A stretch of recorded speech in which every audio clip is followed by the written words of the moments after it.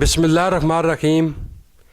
आज मेरे साथ मौजूद हैं ईस्ट लीड से मेंबर ऑफ़ पार्लियामेंट जो कि यंग हैं और काम करने का जज्बा रखते हैं, वेरी एक्टिव हैं। और ये मेरा आज उनसे पहला इंटरव्यू है और ये मेरा प्रोग्राम हकीकत जो मैं अपने टीवी चैनल मुहिब वतन से शुरू कर रहा हूँ, उस पर आज मैं सबसे पहले member of parliament East Richard Burgon से आइए पूछते हैं उनसे कि उनकी ज़िंदगी के बारे में, उनकी सियासत के बारे में और क्या वो राय रखते हैं जो इस वक्त दुनिया के हालात हैं, इस बारे में उनसे पूछते हैं। Richard, first of all, can you tell me about your background? My background is I was born in Leeds. I've lived in Leeds all my life.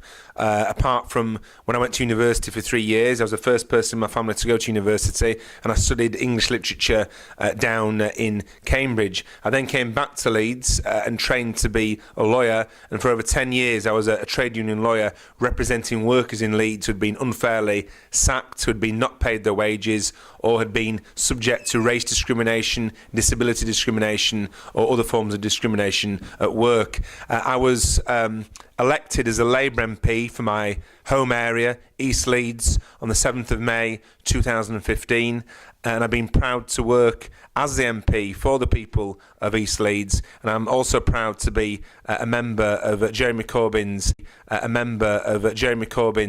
shadow ministerial team as a shadow Treasury Minister. Richard, why you choose this profession is politics?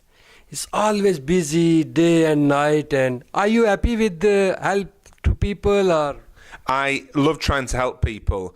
I really enjoy the 8 public advice sessions I do every month at a weekend for my constituents. I enjoy reading the mail I get from my constituents both by email and by letter, and I enjoy trying to help people with individual cases, but also speaking up for them in Parliament and on the media for the issues that matter to them and the issues that can be pursued in order to make life better for people in East Leeds and across the country. Yes, it's a busy job if you're doing it properly. Yes, it means you don't get many breaks, but having the privilege to be able to represent people from your own area, to be elected by people in your own area, having that privilege gives you a lot of extra energy, and having the chance to make a real difference to people's lives, both individually and collectively, is the best use of my time I think I could give.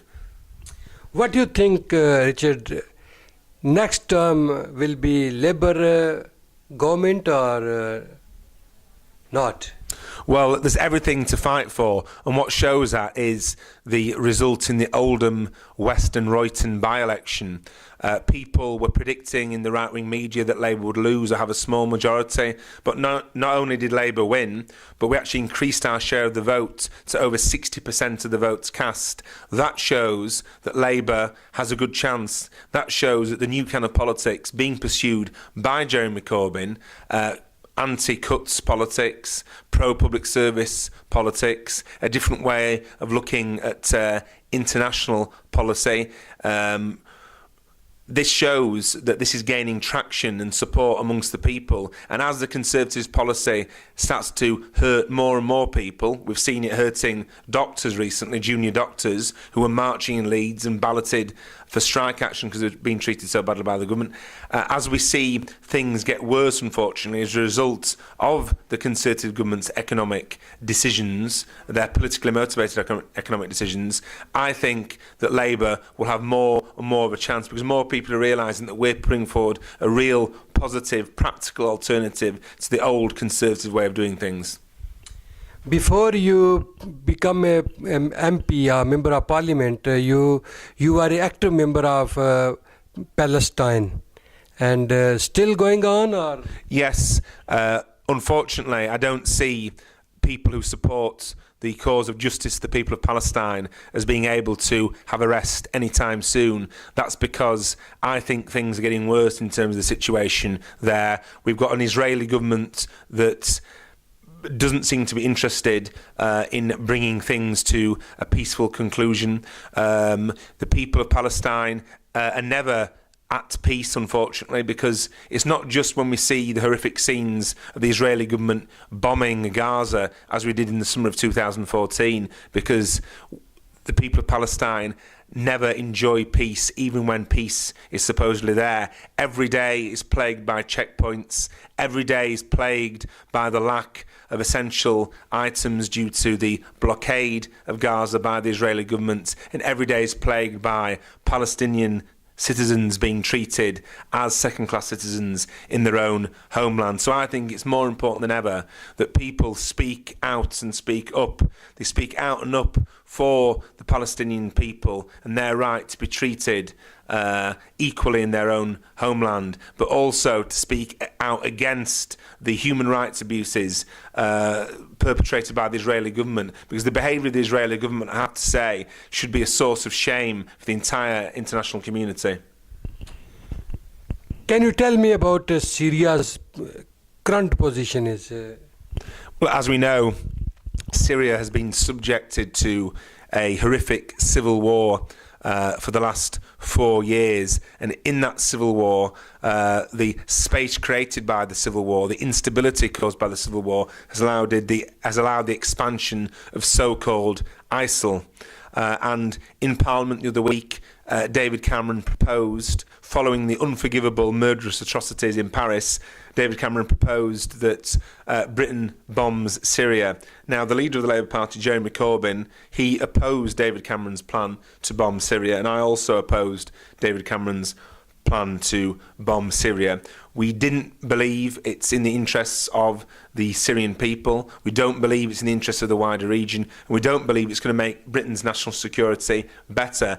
I'm not a pacifist. I do believe that ISIL needs to be defeated and needs to be defeated militarily. But I think Britain should use its influence to assist with the peace negotiations in Vienna. Not peace negotiations with ISIL, by the way, but peace negotiations with other forces within the Syrian civil war. And I believe that once the Syrian civil war is brought to a negotiated end, then the people and armies of Syria and that region will defeat ISIL in the way that they need to be defeated. Britain also needs to, in my view, look at stopping and ceasing the funding that ISIL gets and their supply lines. I think that means having some difficult conversations with our NATO ally Turkey, and also some difficult conversations with our allies in Saudi Arabia as well. But I believe that civilians will die as a result of UK bombing. I believe that as a result of UK bombing, more people will be attracted to the extremist ideology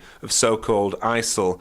And I don't believe that British bombs will bring the defeat of ISIL that is required. And I don't believe fundamentally that David Cameron is correct when he says that by the UK bombing a country thousands of miles away, that can stop murderous terrorist lunatics walking into a cinema, walking onto a beach, walking to a tourist resort in another country and carrying out murder in cold blood.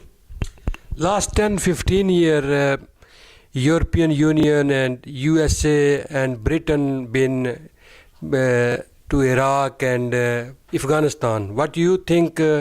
Are there peace? Well, we were promised when British military personnel were sent to Afghanistan by the UK government, we were promised that Helmand province would be taken without the loss of a single life of a British soldier. That proved to be a tragic error. Too many civilians have died, too many British soldiers have died. In terms of the intervention in Iraq, I was one of the 2 million people who marched on the 15th of February 2003, the biggest demonstration in British history, calling on Tony Blair not to support the invasion of Iraq. And sadly, I think myself and the 2 million people who marched on that day have been proven, regrettably, correct. The emergence of ISIL is due in no small way to the instability caused in Iraq by the intervention of Britain, the United States and others. I also opposed military intervention in Libya more recently, again not because I'm a pacifist, but because I thought that the intervention in Libya wasn't fundamentally about helping the Libyan people and wouldn't fundamentally help the Libyan people. And sadly, I think have been proven correct. I think the life of the average Libyan person is worse and more dangerous now than it was before we intervened militarily. So I think that Britain has a bad track record in that region, to say the least. And sadly, I fear that the decision that Parliament took, despite the majority of Labour MPs voting against David Cameron's plan to bomb Syria, despite the majority of members of the Labour Shadow Cabinet voting against David Cameron's plan to bomb Syria, I do believe Parliament has made another grave error, and Syria will be added to the list of grave errors in that region in relation to Iraq and Libya. Thank you very much, Richard. Thank you very much, Asif. Thank you. Pleasure to see you. नाजरीन, programme हकीकत देखते रहिए और अपने ख्यालात से हमें Facebook पर नवाजते रहिए। अल्लाह ने के बान।